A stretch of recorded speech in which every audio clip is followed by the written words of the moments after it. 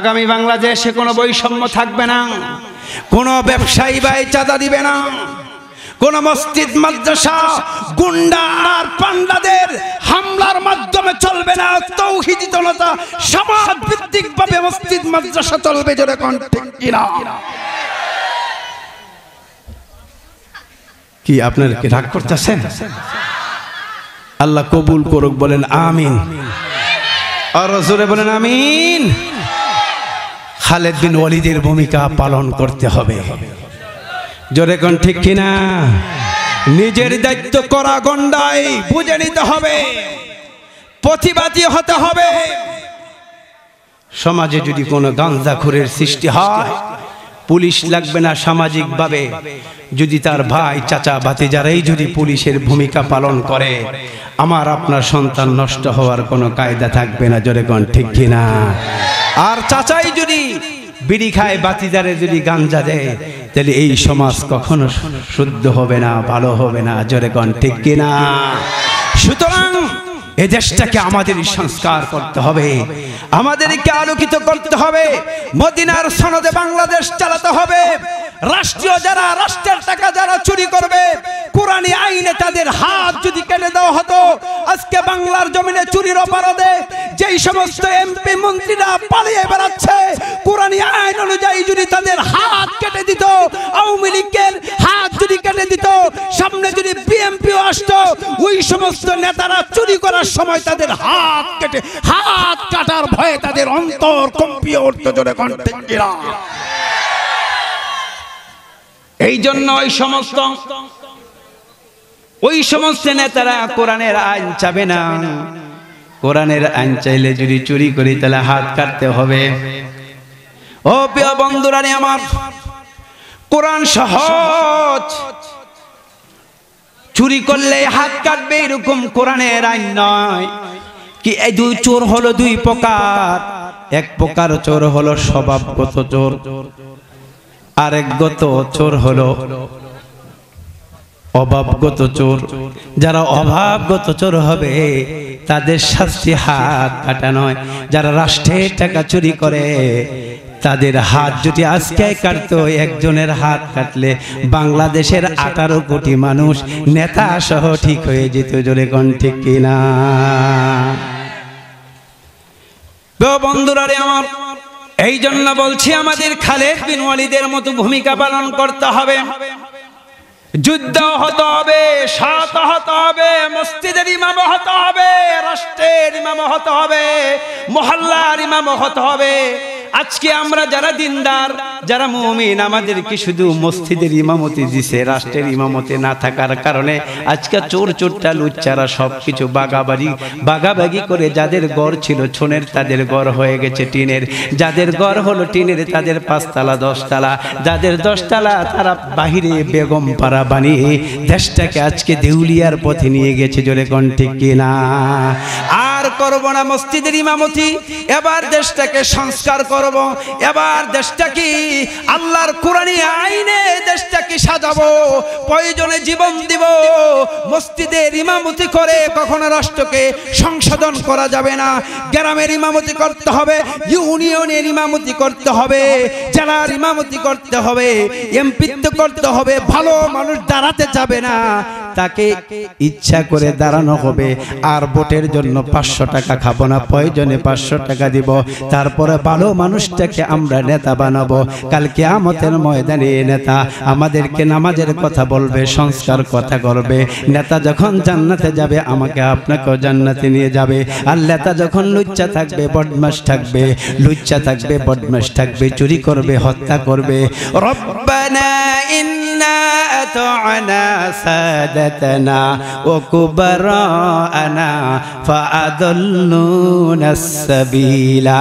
ময়দানে মাহশরে সেই নেতা জাহান্নামে যাবে, তোমাকেও জাহান্নামের দিকে নিয়ে যাবে। বাবা, এই সংকীর্ণ দুনিয়াটা আসল দুনিয়া নয়, উদ্দেশ্য মুমিনের পরকাল। যদি তুমি মুমিন হতে চাও, নেতা আইডেন্টিফাই করতে হবে ভালো। জোরে কোন ঠিক কিনা?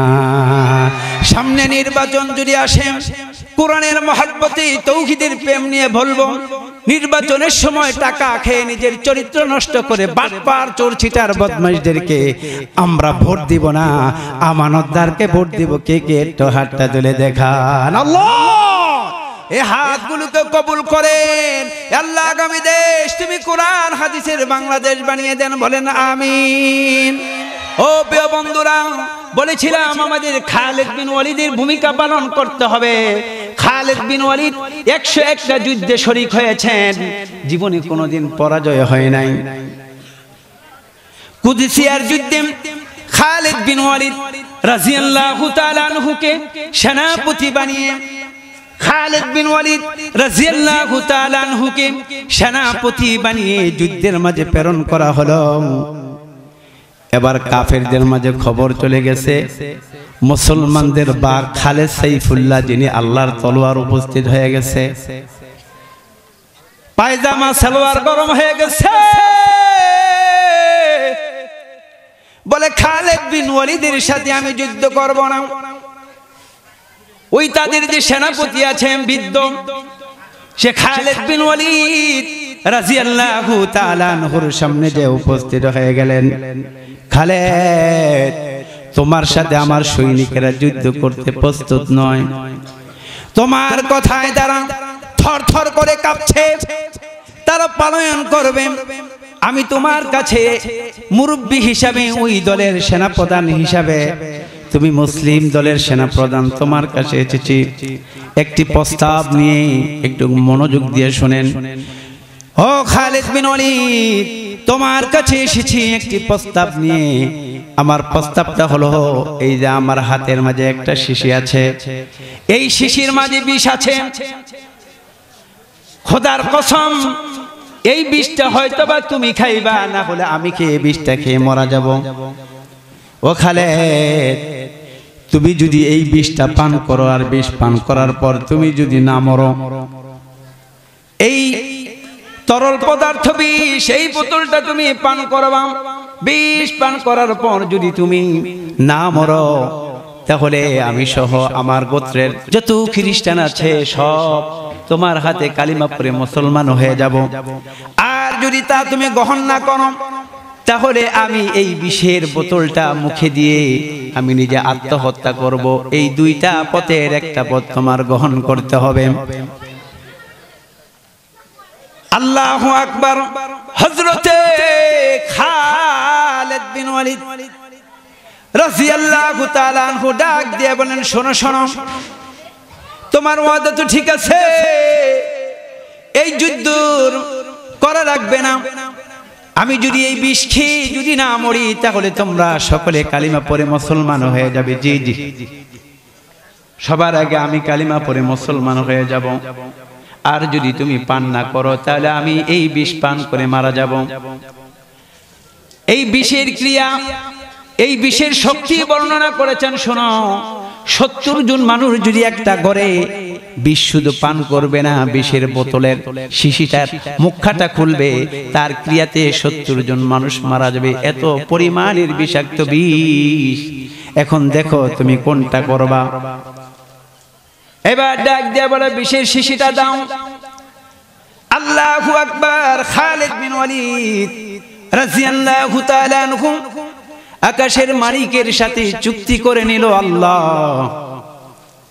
জীবনে 101টা যুদ্ধের মাঝে শরীক হইলাম, তুমি আমাদের শহীদের পদমর্যাদা কবুল করলে না। আল্লাহ আমি তো জানি তৌহিদের শিক্ষা আমার নবীর শিক্ষা, বিষ খাইলে মানুষ মরে না, তুমি যদি না মারো, জোরে কোন ঠিক কিনা? বিষ খাইলে মানুষ মরে না, তুমি যদি চাও তাহলে আমি মরবো, অন্যথায় বিষ খাইলে মানুষ মরে। আমি খালিদ বিন ওয়ালিদের বিশ্বাস এটা নয়। আল্লাহ আমার বিশ্বাসটা তৌহিদের উপর, তোমার একাত্মবাদের উপর। তুমি হলো খালিক, তুমি হলো মালিক, তুমি হলো হায়াত দাতা, তুমি হলো রিজিক দাতা। সুতরাং আল্লাহু আকবার। শিশিটা নিলেন, শিশিটা নিয়ে মুখটা খুলে ফেললেন, মুখটা খুলে পরে ফেললেন। বিসমিল্লাহিল্লাযী লা ইয়াদুররু মা ইসমিহি শাইউন ফিল আরদি ওয়ালা ফিস সামাই ওয়া হুয়াস সামিউল আলীম। বল আল্লাহু আকবার।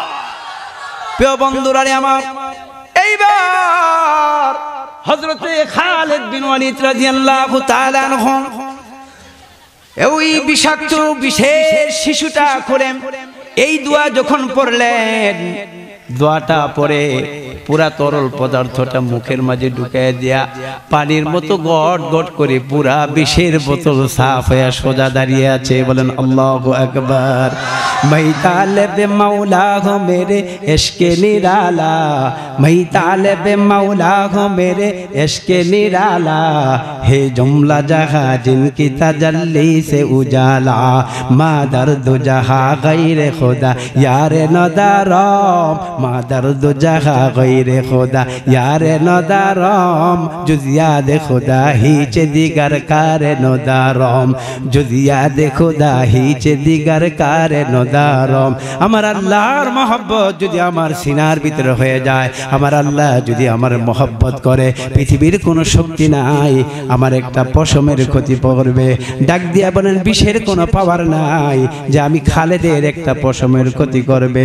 পুরা বিষ তরল পদার্থ মুখে নিয়ে ডক ডক করে গিলে ফেললেন। এইবার সেই বৃদ্ধ সেনাপতি তাকায় দেখে ওমর সোজা হয়ে দাঁড়িয়ে আছে। কই ওমর শেষ, যুদ্ধ করা লাগবে না, বেঁচে গেছি। আল্লাহু আকবার। 5 মিনিট দাঁড়িয়ে রয়েছে, ওমর হাসতেছে, চলতেছে। ওমরের বিষের কোনো ক্রিয়া তার শরীরে দেখা যায় না। হঠাৎ করে বৃদ্ধ চিৎপটাং হয়ে বেহুশ হয়ে ময়দানে পড়ে আছেন। আধা ঘন্টা পর হুশ ফেরার পরে বলে হুশ ফেরার পরে ডাক দিয়ে বলে, ও খালিদ বিন ওয়ালিদ, তুমি কি জীবিত নিমিত? আমি কি দেখতেছি? আমি তো মনে হয় হাসরের ময়দানে আছি। আসলে কি হাসরের ময়দানে? আমি তো মনে হয় হাসরের ময়দানে আছি। কি দেখছি? মনে হয় দুনিয়া কিয়ামত হয়ে গেছে। তুমি কি জীবিত? খালিদ বিন ওয়ালিদ বলে, জীবিত মানুষ কি কথা বলতে পারিনি? আল্লাহু আকবার, আল্লাহু আকবার। এবার ডাক দিয়া বলে, তাহলে তুমি মনে হয় জাদুকর। দোস্ত আইছে মানে আলোচনা শেষ করে অন্যদিকে যাওয়ার জন্য। এই তো আমি বুঝতে পারছি তো। জি জি, জোরে কোন ঠিক কিনা?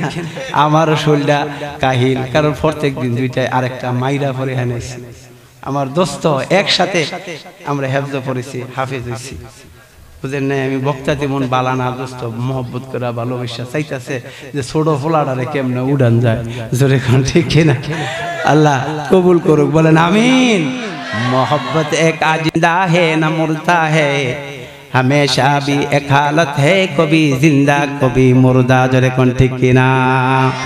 ও প্রিয় বন্ধু, 5 মিনিটের ভিতরে আমি আমার বক্তব্য শেষ করে একটু তাহসিনের দিকে যাব। একটু মনোযোগী হন। আল্লাহু আকবার। খালিদ বিন ওয়ালিদ বিষের বোতল শেষ, দাঁড়িয়ে রয়েছে। ওই তুমি দেখি মরো নাই। আল্লাহু আকবার। এইবার খালিদ বিন ওয়ালিদ ডাক দিয়ে বলে, ও বৃদ্ধ শোনো, তোমরা তো দেব দেবীর শিক্ষা গ্রহণ করেছ। তোমাদের দেব দেবীর শিক্ষা হলো বিষ খাইলে মানুষ মারা যায়। আমার নবীর তৌহিদের শিক্ষা, আল্লাহর শিক্ষা, বিষে কখনো মানুষ মরতে পারে না।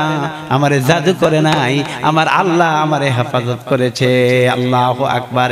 এইবার কাফের সেনাপতি ডাক দিয়ে বলেন, আল্লাহর কসম, আমি আর এক সেকেন্ডও খ্রিস্টান হয়ে থাকতে চাই না। কওমের সব দল যুদ্ধ থিয়া খালিদ বিন ওয়ালিদের কাছে কালিমার পতাকায় মুসলমান হয়ে গেছে। আল্লাহ যারে কবুল করেন, ও প্রিয় বন্ধু, সেই হেদায়েতের দরজা পায়। আর যে হেদায়েতের দরজা আল্লাহ যারে দিবে না, হাজারো কলা কৌশল চেষ্টা করলো হেদায়েত সে পাবে না। হেদায়েতের মালিক কে? আরো জোরে কোন হেদায়েতের মালিক কে? ও প্রিয় বন্ধু রে, আমি মনে হয় আজ থেকে 3-4 বছর আগে এই মাদ্রাসাটা আমার কাছে একদম অপরিচিত মনে হচ্ছে। মনে হয় কোন মসজিদের পাশে আমি এসেছিলাম আজ থেকে 3-4 বছর আগে। আজকে মাদ্রাসায় আইসা রাস্তাঘাট ভাঙা, সবকিছু যেন উলটপালট মনে হইতেছে। মনে হয় নতুন জায়গা, নতুন টিনের ঘর। আল্লাহ তুমি তোমার নবীর ঘরটাকে কিয়ামত পর্যন্ত আল্লাহ ইখলাসের সাথে আমার বন্ধুর মেহনতে, এলাকার বাসীর মেহনতে কিয়ামত পর্যন্ত এই এলাকার মানুষের হেদায়েতের জন্য তোমার নবীর ঘরটা তুমি দায়েম এবং কায়েম রাখো। এই নবীর ঘরের মহব্বত, ভালোবাসা, আন্তরিকতা কোন কোন গোলামের আছে একটু হাতটা তুলে দেখান যে হুজুর নবীর ঘরের মহব্বত আছে। যতদিন বাঁচবো স্ত্রী ছেলে সন্তানকে যেরকম নজরানা দেই, সহযোগিতা করি, এই মাদ্রাসাটাকে সহযোগিতা করবো তো ইনশাআল্লাহ।